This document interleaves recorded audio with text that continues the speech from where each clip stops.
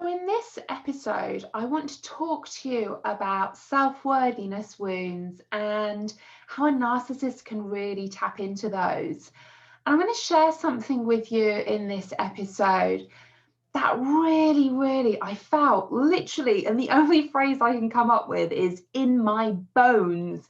It hurt to the core of me, and it felt like it was a drive for me to feel like I mattered, like I was important.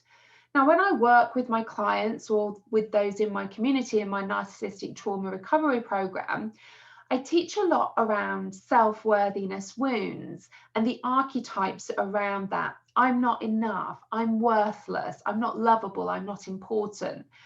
And in this episode, I want to really hone in on the I'm not important one, the I don't matter, that feeling of rejection, abandonment, and almost, and again, I could only describe it as this need, literally, as much as a need to breathe, that you matter. And having that self-worthiness wound, how that really taps into exactly what a narcissist is looking for. Now, with the work that I do, I use internal family system, which is an evidence-based parts therapy, and I absolutely love it. You know, all the work I do, I'm always bringing parts into it. I see everybody as parts. And how parts work is we all have a self, that essence of who we all are. Then we get that self-worthiness wound, or exiles as we call them in internal family systems. I like to call them self-worthiness wounds when I'm working with my clients. And then protector parts that are there to stop you from feeling the self-worthiness wound. So the system is always working what they believed for our benefit, but very often we are left attracting narcissists, having toxicity in our life, blocking, not achieving, and living the life that I know you all deserve. So how does the self-worthiness wound of I don't matter and I'm not important actually start? Because if I said to you right now, what child do you know that doesn't matter or isn't important? Because there aren't any, right? They all are. So why is it then that some of us in our childhood suddenly have and create these self-worthiness wounds of I'm not important and I don't matter?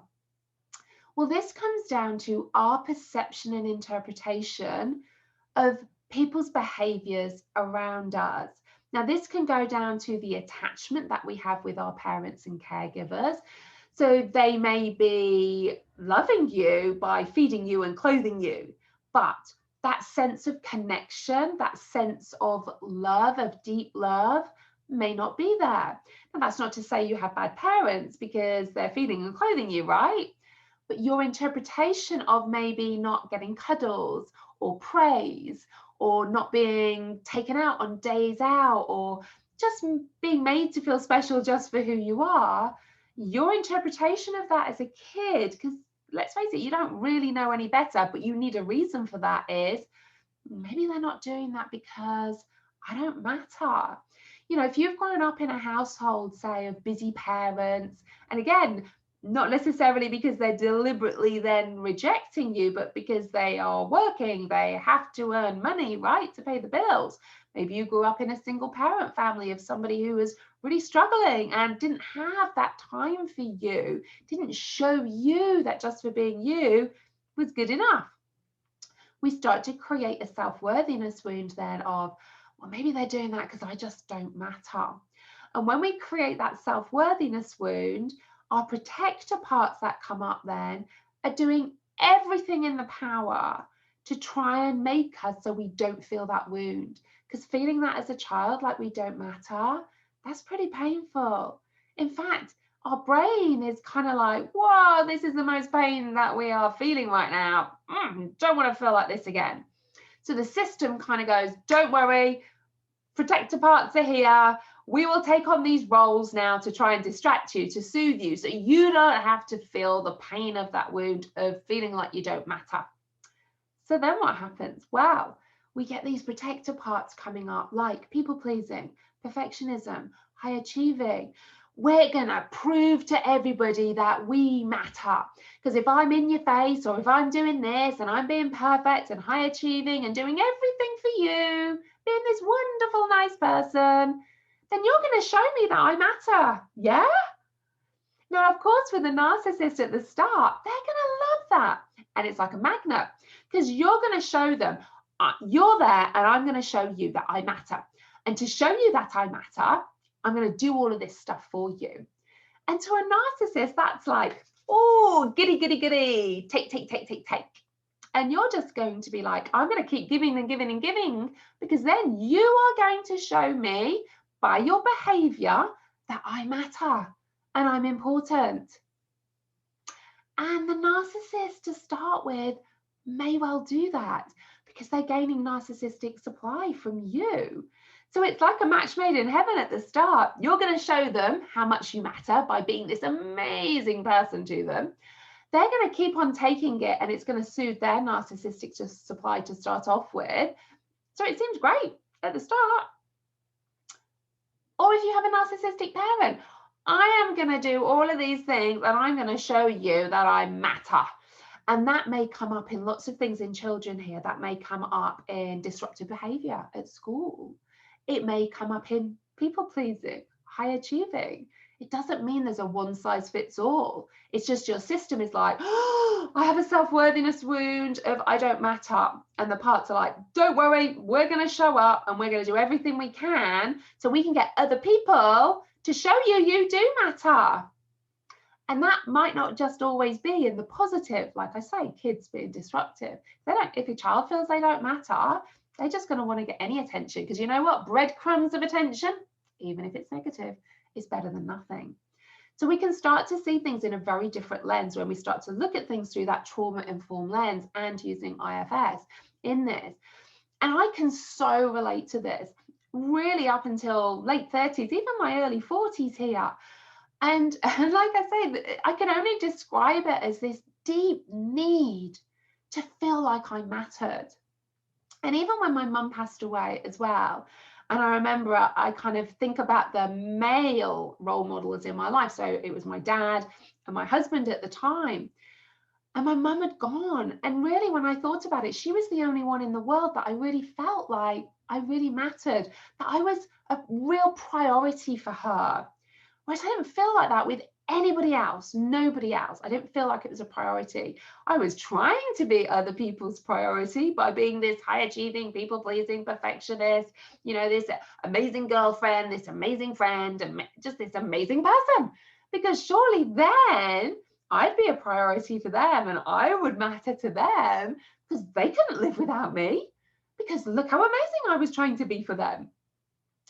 But that was with the expectation of, if I behave like this, then my expectation was they would behave like that, and that would soothe my system and soothe my wounds.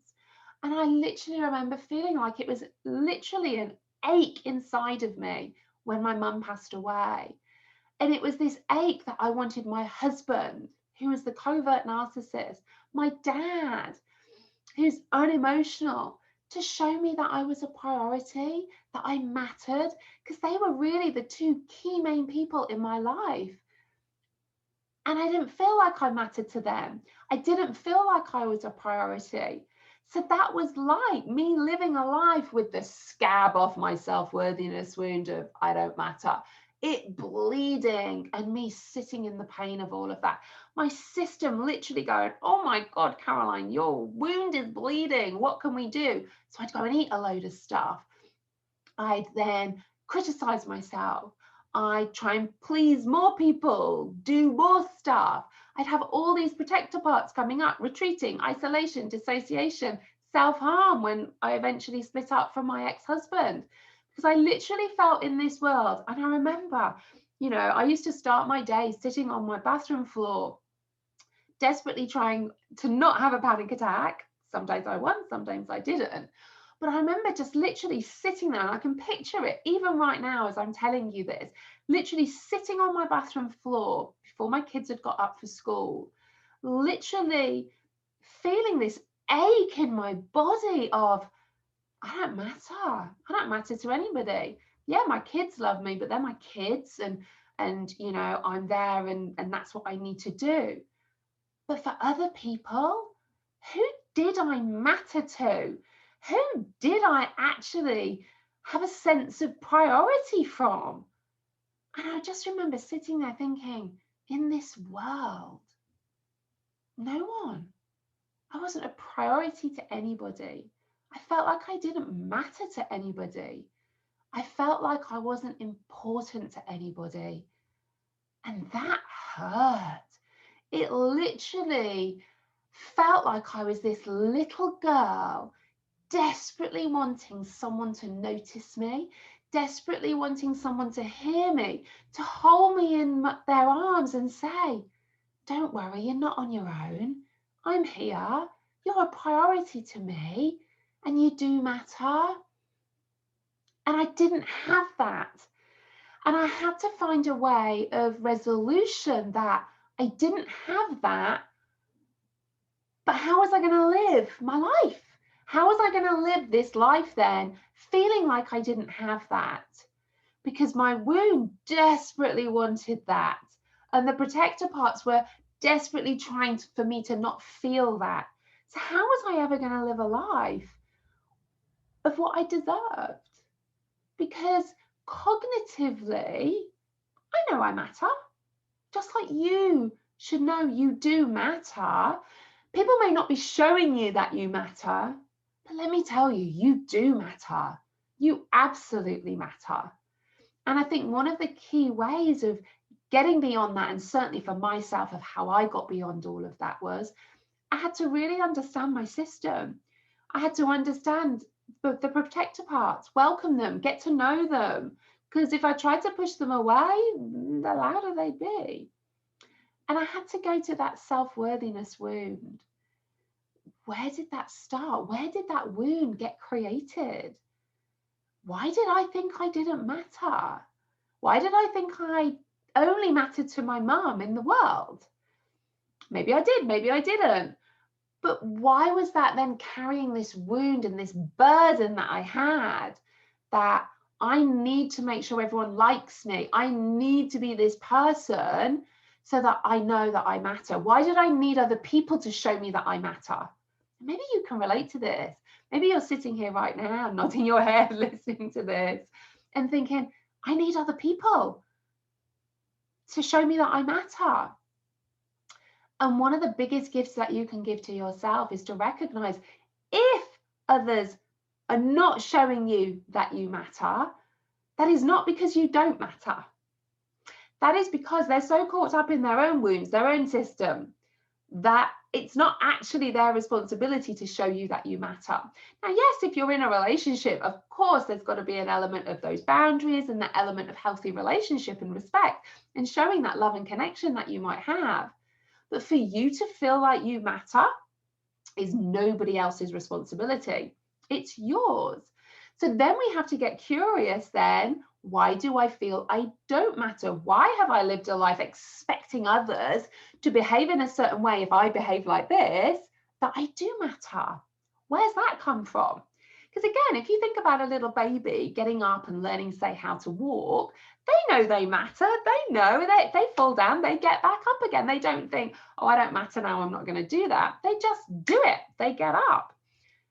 That's because there aren't any self-worthiness wounds at that stage. They haven't interpreted potentially situations, environment, behaviors to be because of them. Because it is never because of you. It's always a reflection of them.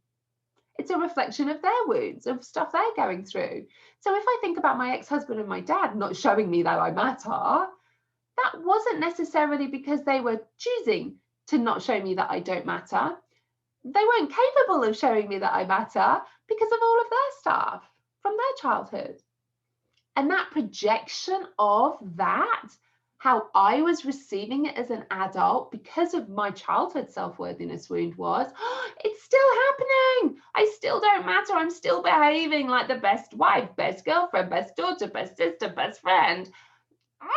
Why is nobody showing me that I matter in all of this and putting me as a priority?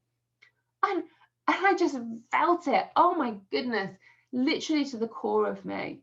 And I just wanted them to see that I matter, to recognize that I matter. And it was almost this all-encompassing need in me for other people to show me that I matter.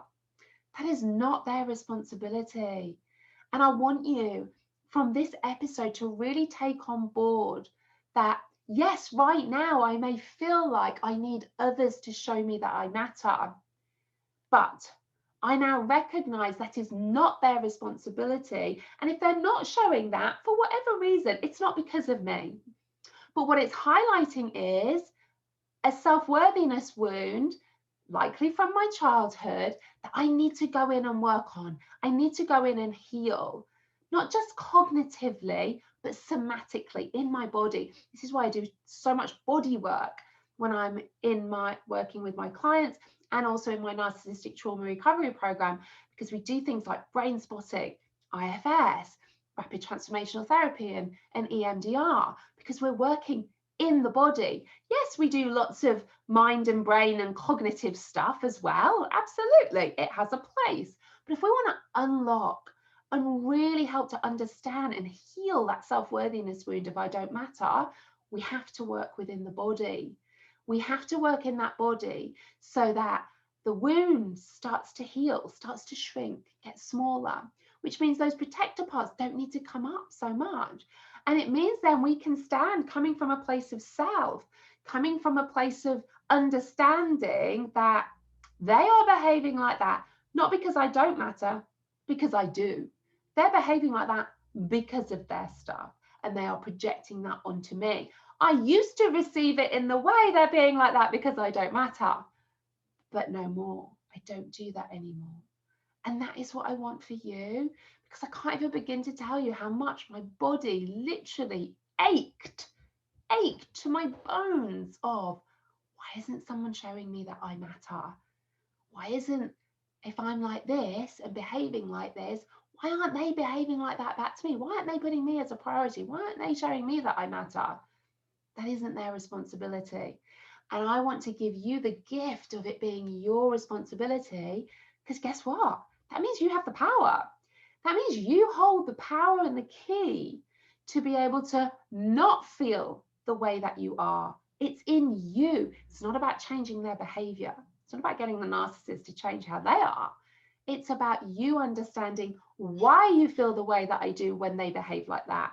Why do I expect them to behave in a certain way if I behave like this? Why do I need them to show me that I matter? Let me know what you think. Let me know if you can relate to this bone ache of feeling like you don't matter. And let me know if this has resonated with you and that you're now going to make today day one of working on that I don't matter and I'm not important self-worthiness wound.